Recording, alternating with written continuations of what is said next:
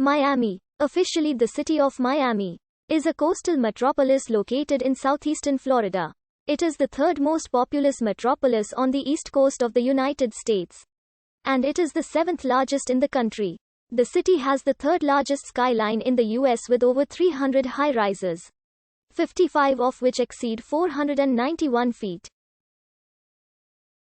Miami is a major center and leader in finance, commerce, culture, arts, and international trade. The metro area is by far the largest urban economy in Florida and the 12th largest in the United States, with a GDP of $344.9 billion as of 2017. In 2020, Miami was classified as a Beta Plus level global city by the GAWC. In 2019, Miami ranked 7th in the United States and 31st among global cities in business activity, human capital, information exchange, cultural experience, and political engagement, according to a 2018 UP study of 77 world cities. The city was ranked as the third richest in the world and the second richest in the United States. In purchasing power, Miami is nicknamed the capital of Latin America, and is one of the largest majority-minority cities in the United States, with over 72.7% of the population being of Hispanic and Latino descent. Greater downtown Miami has one of the largest concentrations of international banks in the United States, and is home to many large national and international companies. The Health District, home to Jackson Memorial Hospital and the Leonard M. Miller School of Medicine at the University of Miami, among others, is a major center for hospitals, clinics, and the biotechnology and medical research industries. Port Miami is the busiest cruise port in the world in both passenger traffic and cruise lines, and refers to itself as the cruise capital of the world.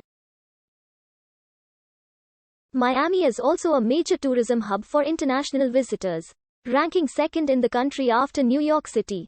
The Tequesta tribe occupied the Miami area for around 2,000 years before contact with Europeans. A village of hundreds of people, dating to 500 to 600 BC, was located at the mouth of the Miami River.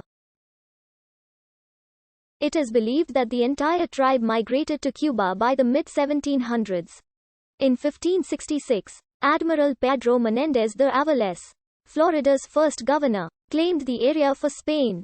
A Spanish mission was constructed 1 year later.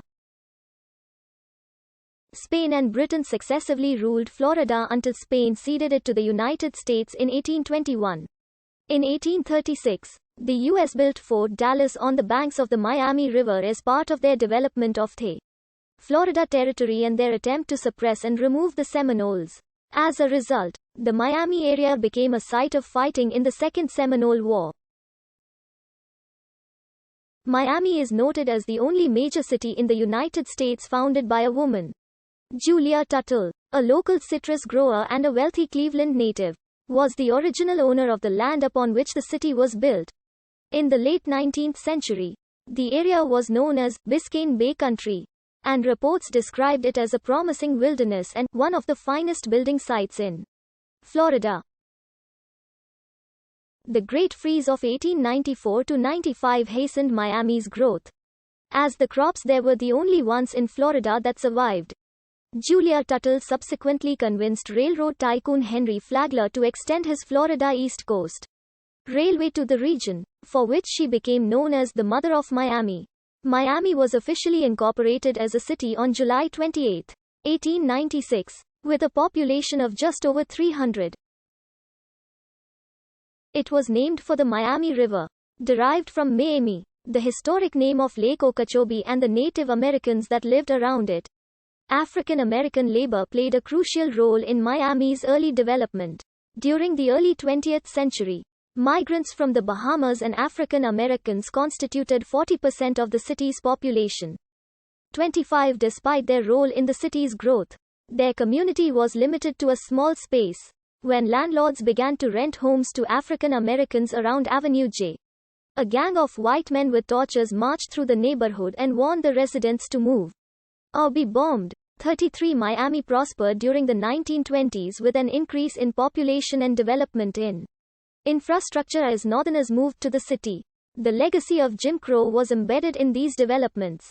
Miami's chief of police at the time, H. Leslie Quigg, did not hide the fact that he, like many other white Miami police officers, was a member of the Ku Klux Klan. Unsurprisingly, these officers enforced social codes far beyond the written law. Quigg, for example, personally and publicly beat a colored bellboy to death for speaking directly to a white woman. 53. The collapse of the Florida land boom of the 1920s.